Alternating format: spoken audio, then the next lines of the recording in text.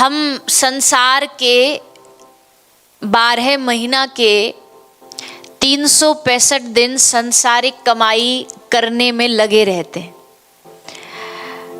Factory जाओ, दुकान जाओ, बिजनेस करो, नौकरी करो। साल भर के इन दिनों में हम संसार की कमाई करने में ही लगे रहते हैं। पर वर्ष के कुछ दिन ऐसे भगवान की कृपा से हमें मिलते हैं मौका, विशेष मौका, जब हमको अपनी जीवन की आध्यात्मिक कमाई करने का अवसर मिलता है। और यहाँ जो हम भगवान की कथा में बैठते हैं, ये संसारिक कमाई नहीं है। यहाँ कमाई तो कुछ हो ही नहीं रही, खर्चा ही खर्चा है। कमाई क्या है यहाँ? बस खाने का, घूमने का, पीने का सब खर्चा है। लेकिन इस खर्चे में भी अगर सबसे बड़ी कोई कमाई है तो वो यहाँ बैठ करके जो हम भगवान की कथा श्रवण करते हैं, ये हमारे जीवन की वास्तविक कमाई है। संसार में उसी की पूछ होती है जिसके पास धन ज्यादा होता है, उसकी जय जयकार होती है, वाहवाही होती है, उसे वीआईपी नाम दिया जाता है, जिसके पास अच्छा धन, अच्छा पद होता है। तो संसार में वीआईपी, हम कई बार कहते हैं वीआईपी का फुल फॉर्मेशन क्या होता है? Very important person. लेकिन आध्यात्मिक नगरी में भगवान की नजरों में वीआईपी कौन है? बोले वैष्णव is important person. Thakur ji के लिए कोई संसारिक धनवान इंपॉर्टेंट नहीं होता, भगवान के लिए उनका वैष्णव उनके लिए सबसे महत्वपूर्ण होता है। ठाकुर जी की दृष्टि उस पर ज्यादा जाती है, ठाकुर जी की नजर उस पर ज्यादा जाती है।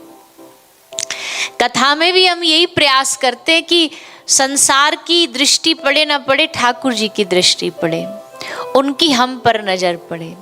एक नजर कृपा की कर दो स्वामिनी श्री राधे। क्या मांगा है भक्त ने? यही तो मांगा है, हमें कुछ नहीं चाहिए, एक दृष्टि हम पर डाल दो।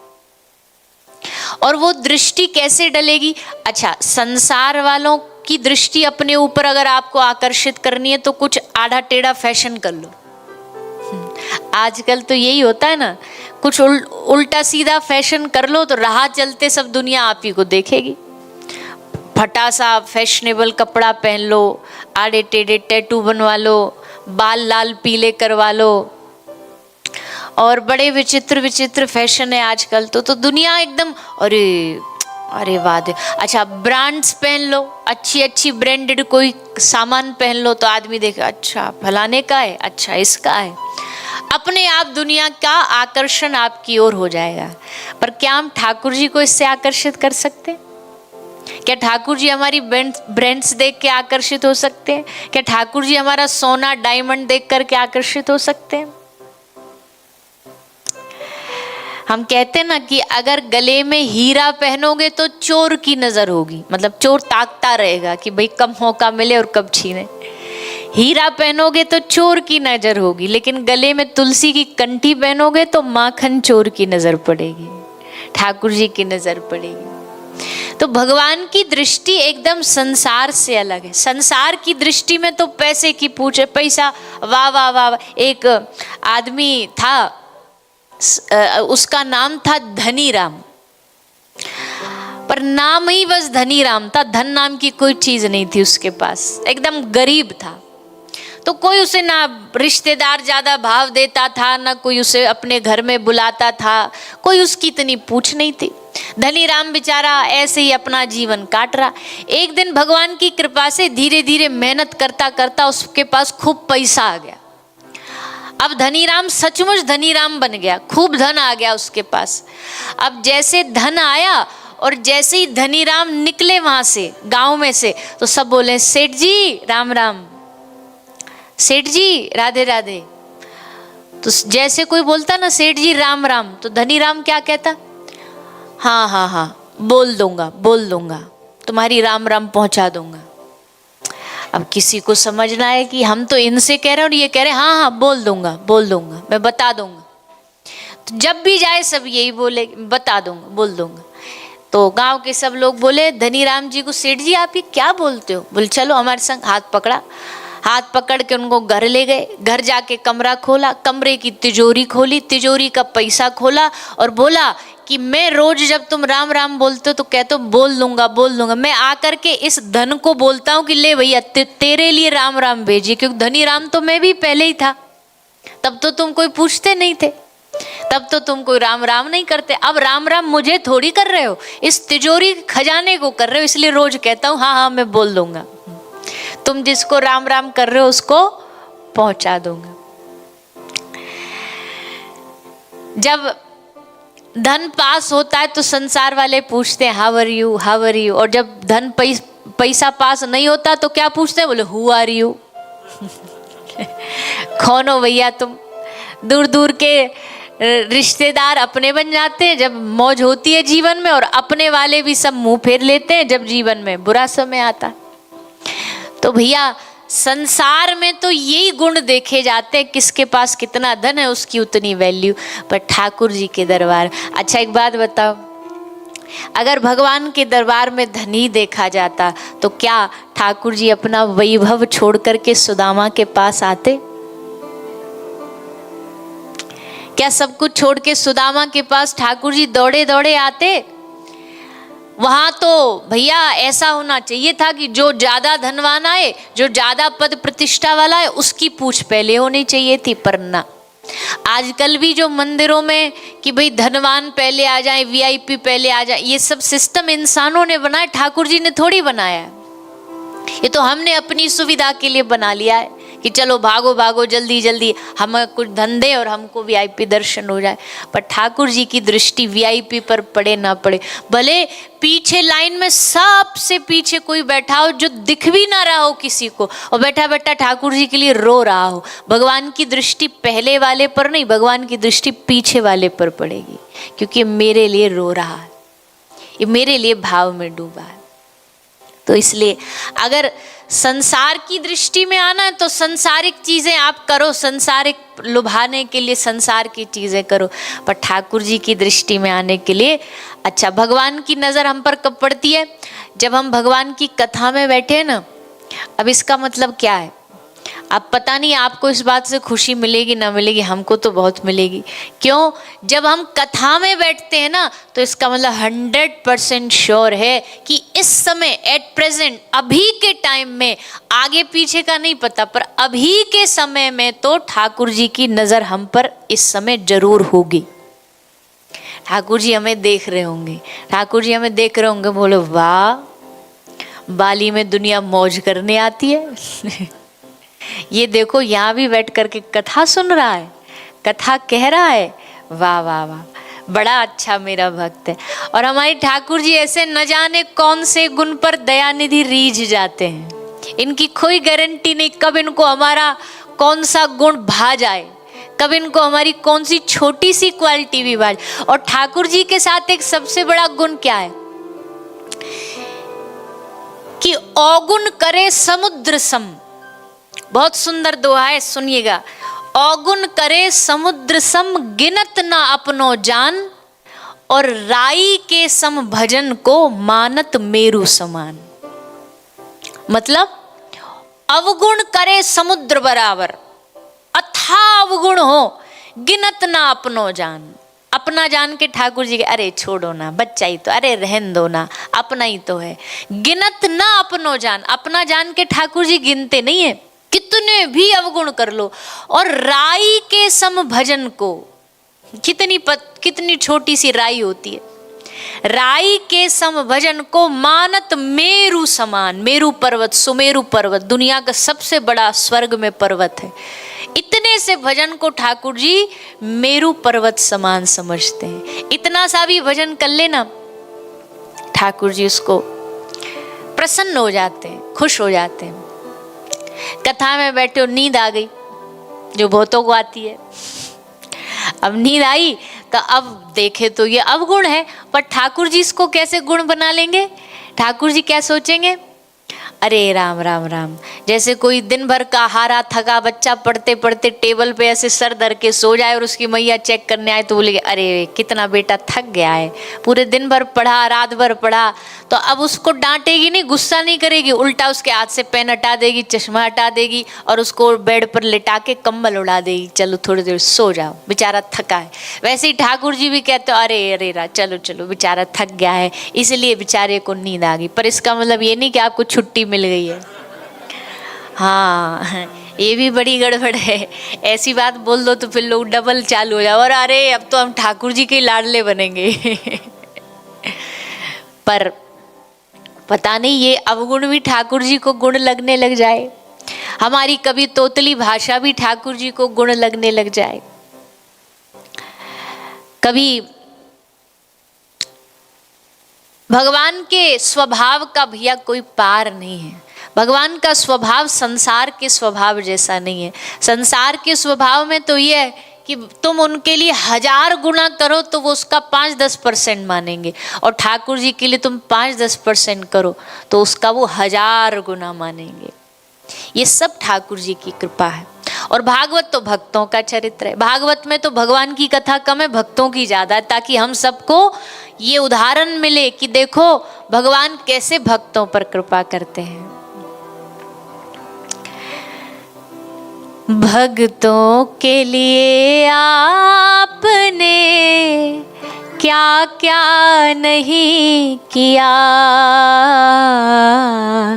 भक्तों के लिए आपने क्या क्या नहीं किया, भक्तों के लिए आपने क्या क्या नहीं किया, भक्तों के लिए आपने क्या क्या नहीं किया। अच्छा, इसमें भी अगला गुण क्या है? लेकिन किसी के सामने, लेकिन किसी के सामने, लेकिन किसी के सामने, लेकिन किसी के सामने चर्चा नहीं किया, भक्तों के लिए आपने क्या क्या नहीं किया, भक्तों के लिए आपने क्या क्या नहीं। अगला गुण क्या है? करते हो भूल जाते हो, ऐसे दयालु हो, करते हो भूल जाते हो, ऐसे दयालु हो, करते हो भूल जाते हो, ऐसे दयालु हो, करते हो भूल जाते हो, ऐसे दयालु हो। है कौन जिस पे आपने, है कौन जिस पे आपने, है कौन जिस पे आपने, है कौन जिस पे आपने कृपा नहीं किया, भक्तों के लिए आपने क्या क्या नहीं किया, भक्तों के लिए आपने क्या क्या नहीं। है कौन जिस पे आपने। अच्छा, कोई ये कंप्लेंट नहीं कर सकता कि भगवान ने उस पर तो कृपा करिए, हम पे नहीं करी, उस पर 250 ग्राम ज्यादा करिए, हम पे 250 ग्राम कम करिए। नहीं, ठाकुर जी की कृपा सब पे बराबर है। हाँ, भक्त जो होते हैं उन पे लाड़ ज्यादा है ठाकुर जी का, ये बात है, पर कृपा तो सब पे ही है। कृपा है तभी तो सांस ले रहे हैं, कृपा है तभी तो जिंदा है, बिना कृपा कैसे। और करते हो भूल जाते हो, ये सबसे बड़ा गुण है। करने वाले दुनिया में और भी मिलेंगे आपको, पर करने के बाद उसको जताएंगे 1000 गुना, भूलेंगे नहीं, भुलाए भी ना भूलेंगे। एक महात्मा जी सुनाते थे, बोले एक आदमी अपने ससुराल जा रहा था, तो ससुराल जा रहा था तो मित्र से बोला, भाई साहब हम अपने ससुराल जा रहे हैं। तो उसने कहा ससुराल जा रहा और ये फटा सा कपड़ा पहन रखा, ले एक काम कर, तू हमारी बढ़िया वाली नई नई हमने सिलवाई है, ये शर्ट पहन जा। तो उसने शर्ट दी, तो वो बोला, अरे भैया बड़े धन्यवाद तुम्हारा, बहुत बहुत। अच्छा तुम भी चलो ना हमारे साथ, खाली हो तो दोनों दोस्त चलते, हमारा मन भी लग जाएगा, ससुराल में पहली बार जा रहे हैं तो पता नहीं मन लगे ना, बोले तुम साथ चलो। तो दोस्त को उसको साथ ले आया, दोस्त की शर्ट पहन के बढ़िया आ गया, ससुराल आया। ससुराल वाले ने पूछा, जी दामाद जी कैसे हो जी, काहे जी? बड़े खुश हुए सब, दामाद जी पधारे, स्वागत किया, सत्कार किया। दोस्त पधारा, उसका भी स्वागत सत्कार किया। आप कैसे हो जी? बोला सब बढ़िया है, सब अच्छा है, सब एकदम बढ़िया है। और ये आ रहा था हमारा दोस्त, ससुराल आ रहा था, मैं खाली था, बोला साथ चलो, तो साथ चला। मैंने देखा कपड़ा बढ़िया नहीं, तो मैंने कह दिया मेरी शर्ट पहन करके चलो। अब उसने ऐसे कौन ही मारी, अरे ससुराल में आए क्यों बेइज्जती करवा रहा है क्यों बेइज्जती करवा रहा है, चुप रहे, ये बात बताने की थोड़ी है। बोला अच्छा ठीक है, हम ध्यान रखेंगे। अब जब पुराने जमाने में ससुराल जी गांव आते थे ना, तो केवल एक घर के दामाद जी नहीं रहते थे, पूरे गांव के दामाद जी होते थे, पूरे गांव में उनका स्वागत होता था। पड़ोसी के घर भी बुलाए जाते, तो पड़ोसी ने बुलाए, दामाद जी पधारो, तो दामाद जी पधारे। कैसे हो? बोले ठीक है। ये कौन? बोला हमारे मित्र। आप कैसे? बोले एकदम बढ़िया है, और ये हमारा दोस्त आ रहा था, हम भी इसके साथ आ रहे थे, और ये कपड़ा इसके, पर ये शर्ट हमारी नहीं है पर ये हमारी नहीं है क्योंकि अब मन में तो वही गड़ा हुआ था, मन में तो वही गड़ा हुआ था। फिर तीसरे घर गए, तीसरे घर वाले ने फिर पूछा, दामाद जी कैसे हो? बोला हम एकदम बढ़िया हैं। ये कौन है? बोले हमारे दोस्त। आप कैसे जी? बोले एकदम बढ़िया, एकदम बढ़िया है, और एकदम अच्छे से आ गए, और ये ससुराल आ रहे थे, बस कुछ भी हो जाए इस शर्ट के बारे में ना पूछना हमसे तो जो दिल में बैठा है, जो मन में बैठा है, एहसान वो छूटता नहीं है। आदमी के वो कहीं ना कहीं कोने में कुरेदता रहता, चुभता रहता। पर ठाकुर जी करते हैं भूल जाते हैं, ऐसे दयालु हैं, है कौन जिस पे आपने कृपा नहीं किया। प्रहलाद को बचा लिया, ध्रुव को बनाया ध्रुव तारा। आज जो भक्तों की कथा भी आप सुनेंगे ना, वो ठाकुर जी के वो भक्त हैं जिन्होंने बुढ़ापे में भगवान को नहीं पाया, बल्कि अपनी बचपन को, बाल्यकाल को ठाकुर जी के चरणों में लगा लिया। और बालकपन सो हरि भजे, जग सो रहे उदास, तीरथ हु आशा करे कब आवे हरिदास। बालकपन से भजन करे तो ठाकुर जी को बड़ा प्रिय होता, बड़ा लाडला होता। अच्छा वैसे भी देखो, अब यहाँ छोटी सी लाली आके बैठी हैं, तो कैसे आप सब हंस रहे हैं। अच्छा बैठी है, क्या नाम है लाली तुम्हारा? कियारा। हाँ, हमको एयरपोर्ट में भी मिली, बड़ी अच्छी है, रोज आती है, गले लगती है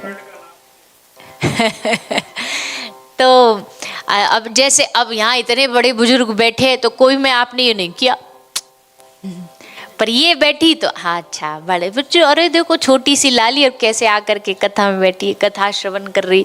तो ये जब भाव हमारा छोटे बालक के लिए आता, तो सोचो ठाकुर जी को कितना लाड आता होगा, ठाकुर जी को कितना आनंद आता होगा कि जहाँ इसकी उम्र खेलने कूदने संसार में समय व्यर्थ करने की, ये देखो हमारा बैठ कर के माला कर रहा है, हमारी बैठ के भजन कर रहा है।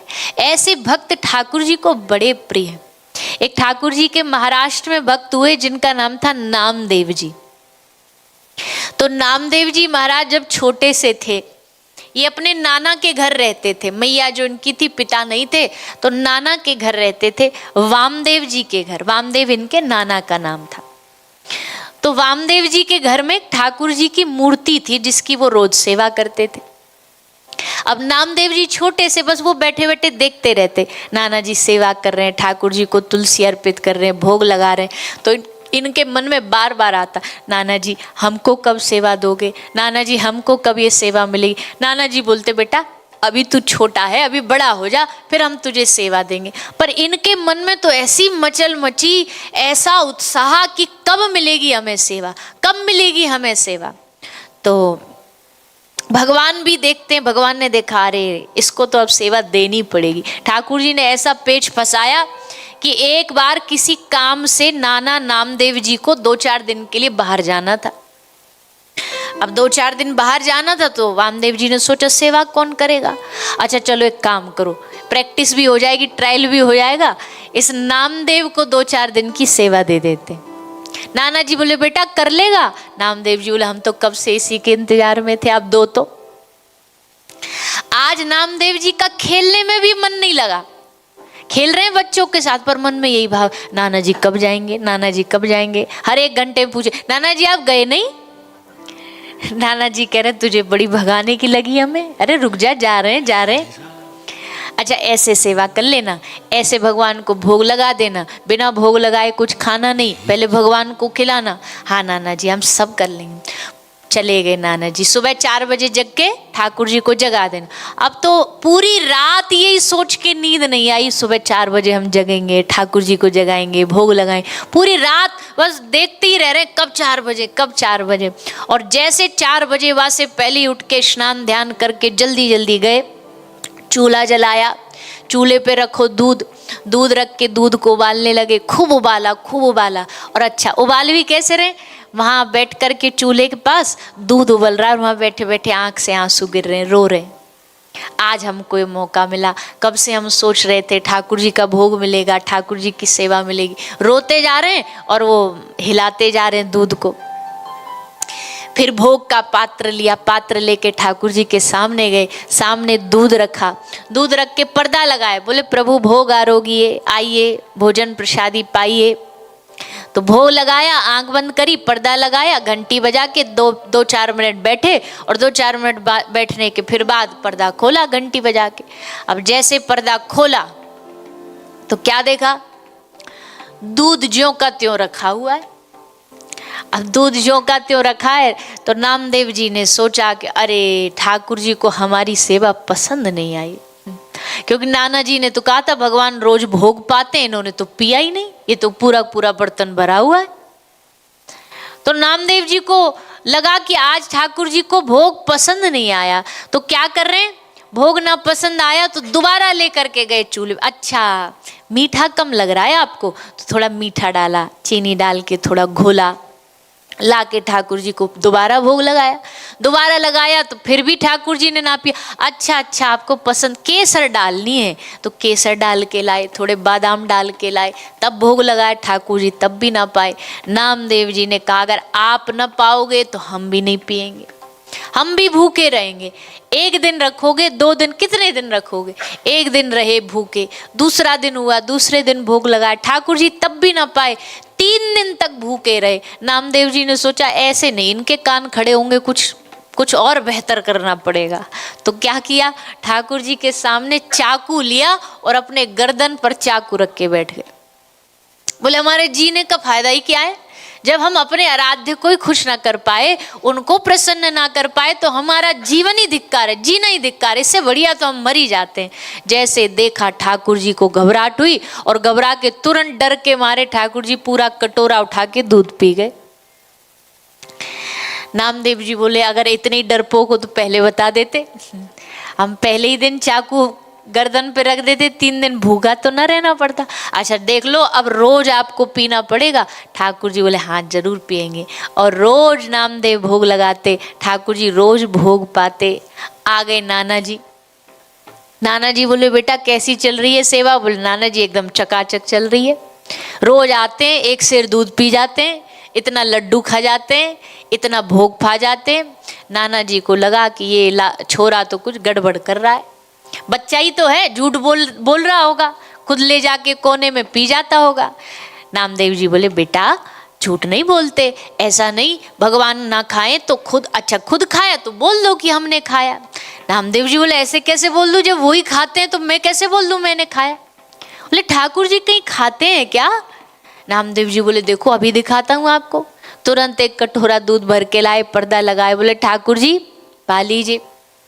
पर्दा खोला, जैसे पर्दा खोला तो कटोरा में पूरा दूध भरा रखा था। अब नाना जी की तरफ ये देखे और ये नाना जी इनको देखे। बोले देखा बेटा, झूठ नहीं बोलते। अब नामदेव कैसे समझाए कि हम झूठ नहीं बोल रहे, पर आज जब बारी आई सचमुच परीक्षा की तो ये पीछे हट गए। तो अब ठाकुर जी कोने में जाके कान में कह रहे, अरे प्रभु काय को हमारी बेइज्जती करवा रहे हो, जब रोज पी लेते थे दूध तो क्या आज नहीं पी सकते। तो भगवान ने मन ही मन नामदेव को बोला, नामा कहीं भगवान की मूर्ति दूध पीती है क्या। नामदेव जी बोले, भगवान की मूर्ति तो बोलती भी नहीं है, आप बोल तो रहे हो हमसे, और जब इतने दिन पी लिया तो अब जब परीक्षा की बारी आई, अगर मेरे भाव से आप प्रसन्न हुए हो कभी तो हे प्रभु कृपा करो और हमारे नाना जी को भी दर्शन दो, अनुभव कराओ। और जैसे पर्दा लगाया इस बार ठाकुर जी पूरा दूध कटोरे का पी गए।